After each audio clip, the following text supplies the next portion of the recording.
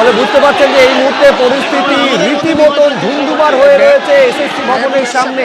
একেবারে যখন 13 জনের সঙ্গে বৈঠক চলছে কমিশনের ভেতরে, যেটা জানানো হয়েছে বলে তারা দাবি করছেন যে 3টি কাউন্সিলিং এর ফলে যাদের সিলেকশন হয়েছে তাদের চাকরিটা বৈধ, বাকিটা অবৈধ। এইখানে প্রশ্ন উঠছে, তাহলে যে কমিশন, যারা পরীক্ষার নিয়ামক সংস্থা, যারা পরীক্ষা নিল, যারা কাউন্সেলিং করালো এবং যারা রেকমেন্ডেশন লেটার দিল, তারা তাহলে এইরকম ভাবে অবৈধ নিয়োগ করলো কি কারণে?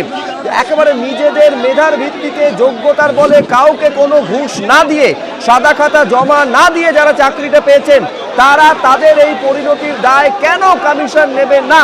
এই প্রশ্ন তুলে বিক্ষোভে ফেটে পড়েছেন যারা চাকরি হারিয়েছেন যোগ্য হওয়া সত্ত্বেও।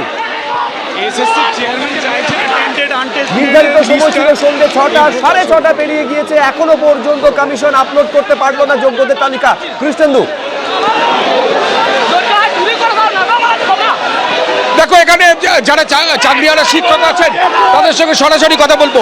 আজকে আপনাদের এই বিক্ষোভের কারণ কি? এসএসসি কোনো মতোই চাইছে না টেন্টেড এবং আনটেন্টেডের লিস্টটা প্রকাশ করা হোক। আজকে বিক্ষোভের কারণ হচ্ছে আমাদেরকে বলা ছিল যোগ্য এবং অযোগ্য লিস্ট প্রকাশ করা হবে, কিন্তু পুরো একটা নোংরামি খেলা হয়েছে। ফার্স্ট সেকেন্ড কাউন্সিলিংকে ডেকে বাকিরা অবৈধ কেন?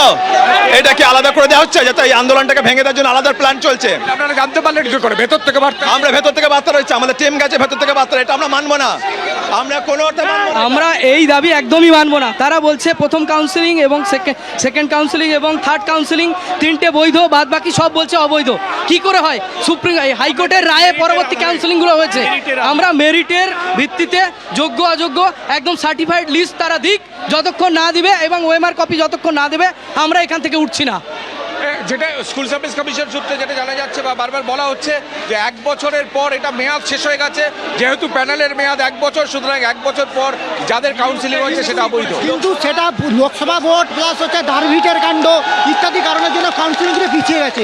ফলে হচ্ছে ওনারা যেটা বর্তমানে বলতে চাই যে ফার্স্ট থেকে থার্ড কাউন্সিলিং মধ্যে দারভিট কাণ্ড এবং 2019-এর লোকসভা ইলেকশনের জন্য প্যানেলের ভ্যালিডিটি 1 বছর এক্সটেনশন করা হয়, যেটা ক্যাবিনেট অনুযায়ী ক্যাবিনেট সিদ্ধান্ত অনুযায়ী। কিন্তু পরবর্তীকালে এখন এসএসসি এটা বলতে চাইছে যে ফার্স্ট থেকে থার্ড কাউন্সিলিং বৈধ, বাদ বাকি সব হচ্ছে টেন্টেড। সুপ্রিম কোর্টে এসএসসি হলফনামা দিয়ে জানিয়েছে 6276 জন অবৈধ, বাকি সব বৈধ।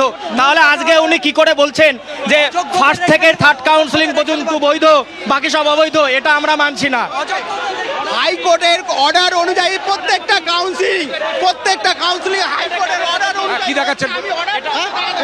এটা হচ্ছে সেই অর্ডার কপি যেখানে প্যানেলের ভ্যালিডিটি 1 বছর এক্সটেনশন করা হয়েছিল এবং কমিশন আমাদেরকে ডেকেছে, আমরা কাউন্সিলিং এ গেছি। এই মুহূর্তে কমিশন কি করে বলে যে থার্ড কাউন্সিলিং অবধি ভ্যালিড, বাকিটা ইনভ্যালিড? এটা কমিশন যদি চেয়ারম্যান তালিকা না দেয়, ওর বাপের হিম্মত নাই বেরোবে এখান থেকে। বাপের হিম্মত নাই বেরো, কেন ফেলবো সব একেবারে মানে ফেলবো। আজকে চেয়ারম্যানের কারসাজি অযোগ্যদের রেখে দেওয়ার জন্যই এটাই হচ্ছে, আর কিছুই না, অন্য কিছুই। আমাদের আজকে রাত্রি 12টা সারা রাত পরে থাকবো, চেয়ারম্যানকে বেরোতে দেবো না, তালিকা দিয়ে বেরোতে হবে। হিম্মত নাই বেরো, খালি হিম্মত নাই বেরো।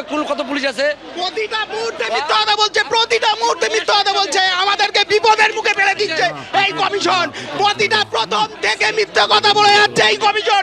আমরা এর সুবিচার চাই, চেয়ারম্যানের পদত্যাগ চাই এক্ষুনি পদ অপদার্থ একটা চেয়ারম্যান, অপদার্থ কমিশন। এই কমিশনকে আগে সরতে হবে, একটা একদম অপদার্থ কমিশন। আজকে তো লিস্ট বেরোবার কথা ছিল, এখনো শুধু টাল বাহানা করছে। ওকে ওখান থেকে নামতে হবে আজকের ওই সিংহাসন থেকে আজকে নামাবো আমরা। কলঙ্কিত করেছেন চেয়ারম্যানের ওই পদটাকে, তিনি কলঙ্কিত করে যাচ্ছেন প্রতিটা মুহূর্তে।